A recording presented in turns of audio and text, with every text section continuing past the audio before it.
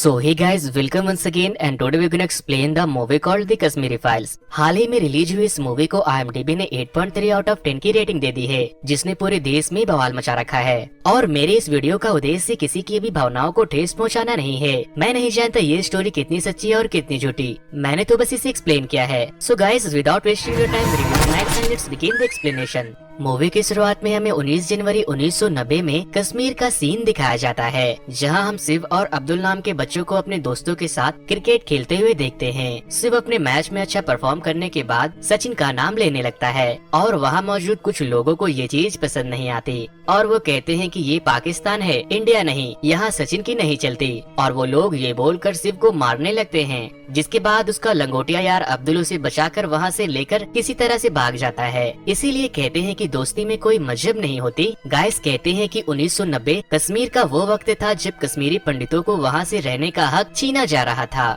और इस पूरे आतंक को लीड करता था फारूक अहमद दर, जिसे लोग बीटा कराटे के नाम से भी जानते थे। और वो सभी को इकट्ठा करके अपना बोल वचन दे रहा था कि अगर ये वतन हमारा है तो इस पर हुकूमत भी हमारी होगी। दूसरी तरफ हम एक लेडी को देखते हैं जो कि अपनी बीमार बच्ची को डॉक्टर के पास लेकर जा रही थी। तभी वहाँ मौजूद पुलिस उससे कहते हैं कि आगे मत बढ़ो, वहाँ खतरा है। कि तभी सामने से एक टेररिस्ट उस पुलिस वाले को शूट करके मार देता है और उस लेडी से कहता है कि मैं तुम्हारी बेटी की शादी अपने छोटे भाई से कराऊंगी, जिस वजह से वो लेडी उसके मुंह के ऊपर थूक देती है और वो आदमी गुस्से में आकर उसे शूट कर देता है, जिस वजह से उसकी बेटी काफी डर जाती है और जोर जोर से रोने लगती है।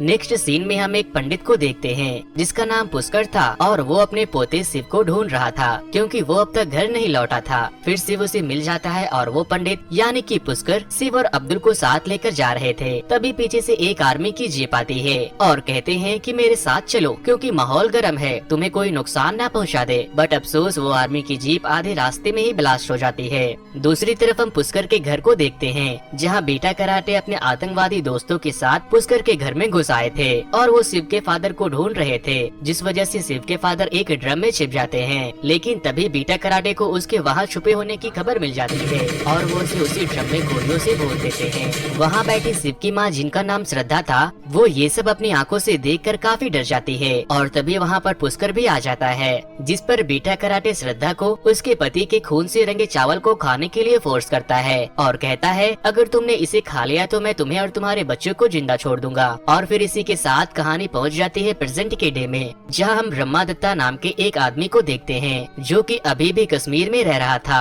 और यहाँ पर उसे मिलने पुष्कर का छोटा पोता कृष्णा पंडित वहाँ आता है, जो कि अब दिल्ली में रह रहा था। लेकिन वो अपने साथ अपने दादाजी यानी कि पुष्कर की अस्थियों को लेकर आया था क्योंकि अब उनकी डेथ हो चुकी थी। कृष्णा के वहाँ आने पर कुछ और लोग भी वहाँ आ जाते हैं जो कि पुष्कर के भी कभी दोस्त हुआ करते थे और उनके दोस्तों में थे महेश जो कि एक डॉक्टर, हरी जो अपने वक्त में डीजीपी थे और एक दोस्त जो कि एक जर्नलिस्ट था। लेकिन कृष्णा को अपने मॉम डैड की डेथ के बारे में कुछ भी पता नहीं था कि आखिर उनकी डेथ कैसे हुई थी और कब हुई। उस बेचारे को ऐसा लगता था कि उसके मॉम डैड की डेथ एक एक्सीडेंट में हो गई। और फिर इसी के साथ सीन शिफ्ट होती है दिल्ली के JNU यूनिवर्सिटी में, जहाँ कृष्णा ऑडिटोरियम में बैठा प्रोफेसर राधिका के लेक्चर सुन रहा होता है। राधिका यहाँ पर बैठी बहुत सारे स्टूडेंट को भड़का रही थी कि उन्हें कश्मीर को आजादी दिलानी है और कश्मीर को इंडियन गवर्नमेंट से खतरा है। और ये उसी टाइम की बात है जब आर्टिकल 317 को कश्मीर से हटाया गया था, लेकिन बहुत सारे लोग इसके अगेंस्ट थे, including professor Radhika. Professor Radhika को भी ऐसा लगता है कि कश्मीर को इंडिया का पार्ट नहीं होना चाहिए था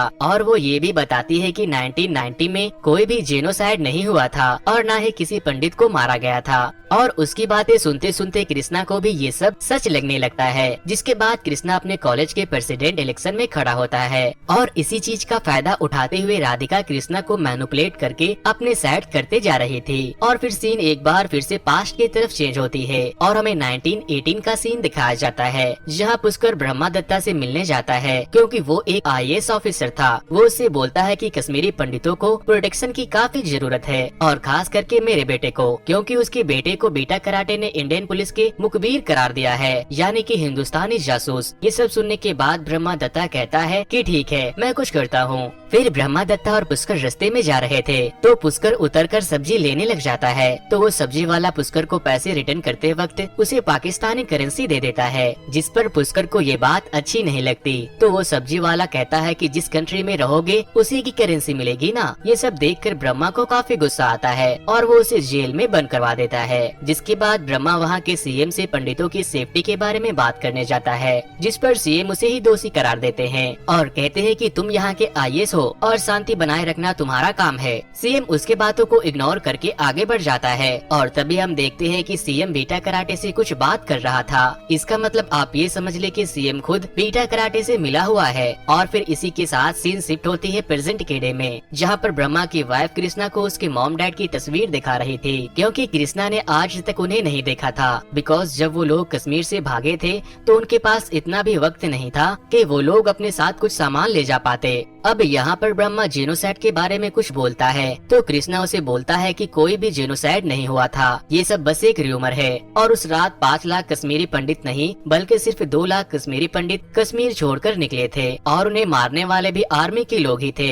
और वो कश्मीर के लोग जो टेररिस्ट बन रहे हैं उनका जिम्मेदार भी हम लोग ही है। अगर आप उनके बच्चों को जीप से बांधकर घसीटोगे और एक की वजह से सभी को टेररिस्ट बुलाओगे तो जाहिर सी बात है कि वो लोग टेररिस्ट ही बन जाएंगे। ब्रह्मा को कृष्णा की ये सब बात सुनकर काफी गुस्सा आ जाता है और फिर वो कृष्णा को फ्लैशबैक में ले जाता है और स्टोरी एक बार फिर पहुंच जाती है उसी रात में, जब बीटा कराटे श्रद्धा को उसके पति के खून से लिपटे चावल खाने को बोल रही थी। श्रद्धा अपने बच्चों को खोना नहीं चाहती थी, इसीलिए वो उस चावल को खा लेती है। जिसके बाद वो टेररिस्ट अपने वादे को पूरा करते हुए उन लोगों को उसी हाल में छोड़कर वहाँ से चला जाता है। जिसके बाद पुष्कर ब्रह्मा को कॉल करके बताता है कि उन जालिमों ने मेरे बेटे की गोली मारकर हत्या कर दी है। और वो ये भी कहता है कि जब पूरे इंडिया के साथ भी ऐसा ही होगा तब याद रखना कि तुम भी उन्हीं लोगों में एक होगे जिनकी वजह से ऐसा हो रहा होगा। फिर पुष्कर अपनी बची हुई फैमिली के साथ एक ट्रक में बैठकर वहाँ से दूर जगह चला जाता है और फिर वो लोग कश्मीर से थोड़ा दूर टेंट में रह रहे होते हैं। वहाँ पर उनके जैसे हजारों लोग थे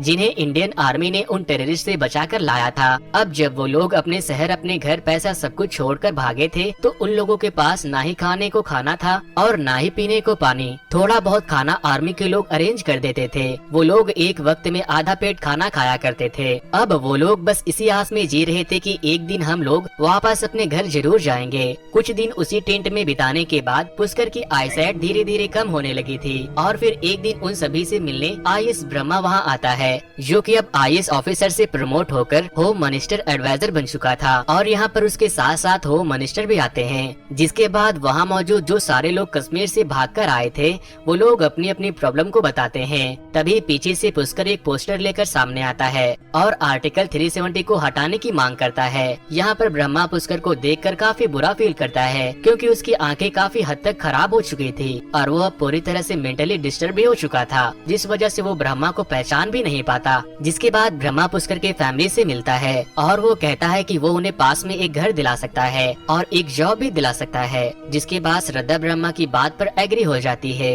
अब नेक्स्ट सीन में वो लोग उसी घर में रहने लगते हैं, पर यहाँ पर हालात भी कुछ ठीक नहीं था। दूसरी तरफ हम बीटा कराटे को देखते हैं, जो खुद एक टेररिस्ट था और फिर भी वो मीडिया तक पहुँच जाता है और वहाँ पर उसका एक इंटरव्यू भी होता है जिसमें बीटा कराटे कहता है कि मैंने सिर्फ 20-25 लोगों को ही मारा है, क्योंकि वो लोग आरएसएस के थे और वो खुद को एक फ्रीडम फाइटर बता रहे थे। और इन सब चीजों को टीवी पर देखकर पुष्कर को बहुत बुरा लगता है और कहता है कि ये मीडिया तक पहुंच गया, कुछ दिनों बाद पीएम तक पहुंच जाएगा। मैं इतने सालों से कोशिश कर रहा हूँ पीएम तक पहुंचने की। फिर धीरे धीरे करके पुष्कर अपनी जिंदगी की आखिरी सांस ले रहा था। मरने से पहले वो कृष्णा से ये रिक्वेस्ट करता है कि उसकी अस्थियों को उसके कश्मीर वाले घर में ही फैलाया जाए और यही उसकी आखिरी ख्वाहिश है। अब इसी के साथ स्टोरी फिर से पहुँच जाती है प्रेजेंट के डे में, जहाँ ब्रह्मा कृष्णा को ये सब बातें बता रहा था। कृष्णा ये सब सुनकर समझ जाता है कि प्रोफेसर राधिका उसे गलत चीज बता रही थी और तो और उसने कृष्णा को ये भी बोला था कि तुम कश्मीर जाने के बाद बीटा कराटे से जरूर मिलना। फिर नेक्स्ट सीन में पुष्कर के सारे दोस्त कृष्णा को पुष्कर के घर में ले जाते हैं, जहाँ पर उनके शिव जी के मंदिर से शिव जी को हटा दिया गया था और वहाँ पर वही झंडा लगा दिया था जो कि 30 साल पहले आतंकवादियों का झंडा हुआ करता था। फिर वो लोग उस झंडे को वहाँ से हटा देते हैं और फिर कृष्णा अपने अपने दादाजी यानी कि पुष्कर की अस्थियों को उसी घर में बिखेर देता है और अब फाइनली इसी तरह पुष्कर की अंतिम इच्छा पूरी हो जाती है और उसके सोल को शांति मिल जाती है कि वो अपने घर कश्मीर वापस आ चुका है। वहाँ के सारे काम को निपटाकर कृष्णा एक आदमी के साथ बीटा कराटे से मिलने जाता है और वो आदमी कोई और नहीं बल्कि उसके भाई शिव का बचपन का दोस्त अब्दुल था। फिर रास्ते में कृष्णा अब्दुल से सारी बात पूछता है कि आखिर उस वक्त हुआ क्या था। अब्दुल अपने जुबानी सारी बात उसे बताने लगता है और कृष्णा उसकी सारी बात अपने फोन में रिकॉर्ड करता है। अब्दुल उसे बताता है कि मैं और मेरा परिवार कभी भी कश्मीरी पंडितों के एगेंस्ट में नहीं थे, बल्कि शिव तो मेरा बहुत ही अच्छा दोस्त था और जब तुम्हारा परिवार उस घर को छोड़कर भाग रहा था तो मेरे अब्बू ने उन लोगों की काफी ज्यादा मदद की थी। अब यहाँ पर हम देखते हैं कि कृष्णा बीटा कराटे के पास पहुँच चुका है और बीटा कराटे भी कृष्णा को यही बोलता है कि उसने किसी को भी नहीं मारा था और कश्मीरी पंडित खुद ही ये जगह छोड़कर जा रहे थे और उन्हें मारने वाले आर्मी के लोग थे।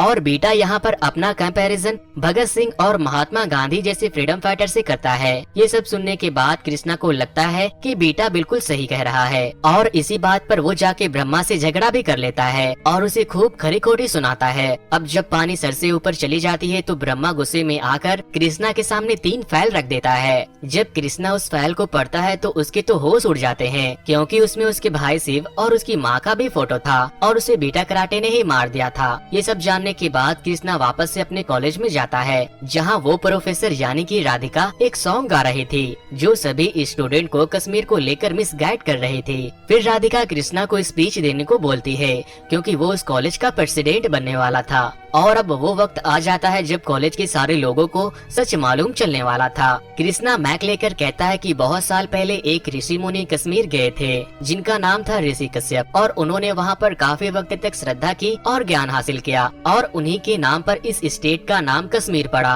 और ऐसे ही करते करते बहुत सारे ऋषि मुनि और ज्ञानी लोग कश्मीर गए और वहाँ पर बहुत सारी रिसर्च की और इसी तरह बहुत सारे पंडितों ने मिलकर कश्मीर को बसाया। पर एक दिन वहाँ पर कुछ टेररिस्ट आए जो कि शुरू में तो वहाँ पर पनाह लेने के लिए आए थे और कश्मीरी पंडितों ने उन्हें रहने दे दिया और धीरे धीरे करके उन्हें पता चला कि कश्मीर कितना ज्यादा खास है और फिर उन्होंने वहाँ पर कश्मीरी पंडितों पर ही अटैक करना शुरू कर दिया। उन्होंने कश्मीरी पंडितों को मारा, उनसे जबरदस्ती कलमा पढ़वाया, जबकि इस्लामिक बुक में ये लिखा है कि किसी को भी जबरदस्ती कलमा पढ़वाना या मुसलमान बनाना सख्त मना है। लेकिन उन जालिमों ने सिर्फ पंडितों को ही नहीं मारा, इवन जो मुस्लिम भी उनके खिलाफ आवाज उठाते थे उन्हें भी मार दिया जाता था और उसे इस्लाम का दुश्मन करार दिया जाता था। और इसी तरह उन्होंने धीरे धीरे मेजोरिटी में रहने वाले कश्मीरी पंडितों को वहाँ पर माइनॉरिटी में बदल दिया और बाकी के 5 लाख पंडित वहाँ से भाग गए, जिस वजह से बहुत सारे हिंदू मुसलमानों के बीच की दोस्ती टूट गई। आज तो हमारे पास पूरी पावर है कि हम लोग वहाँ वापस से जाकर रह सकते हैं और कोई हमें ऐसा करने से रोक भी नहीं सकता। बट कश्मीरी पंडितों को उनके ही घर से निकाल कर भगा दिया गया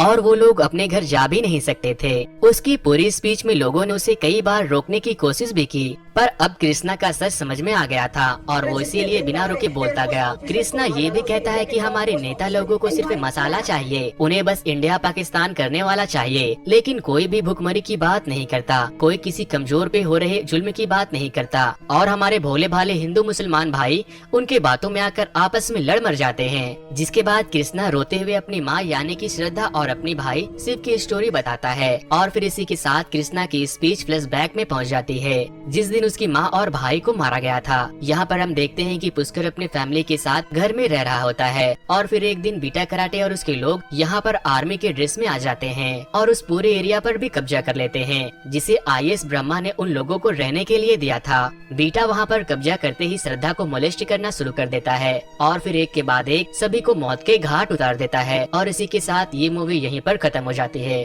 तो दोस्तों